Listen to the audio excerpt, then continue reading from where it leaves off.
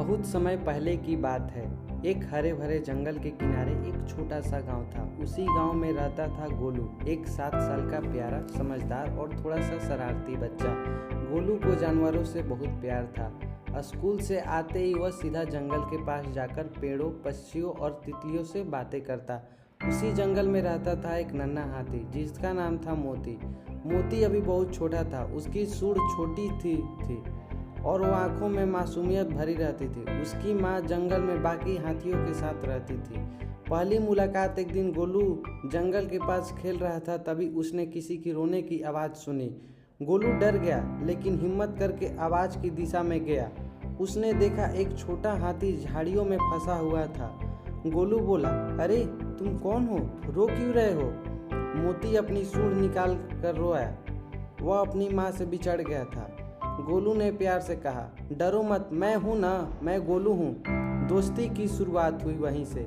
गोलू ने धीरे धीरे झाड़ियाँ हटाई और मोती को बाहर निकाला। मोती ने खुशी से अपनी सूंड से गोलू को हल्का सा छुआ।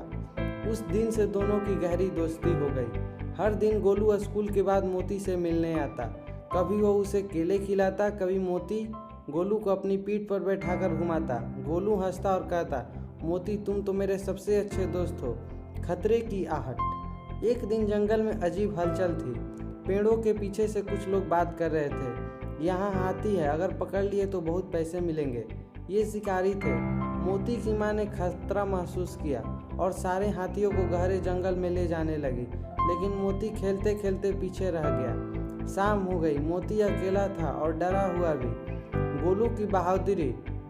गोलू जब जंगल पहुंचा तो उसने मोती को अकेले देखा। मोती, तुम्हारी माँ कहाँ है? मोती रोने लगा। उसी समय गोलू ने शिकारियों की आवाज़ सुनी।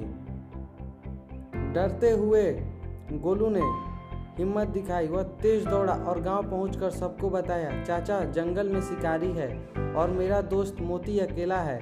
गांव के लोग, वन रक्षक और गोलू सब मिलकर जंगल की ओर भागे। सच्ची दोस्ती की जीत। जैसे ही शिकारी मोती के पास पहुंचे,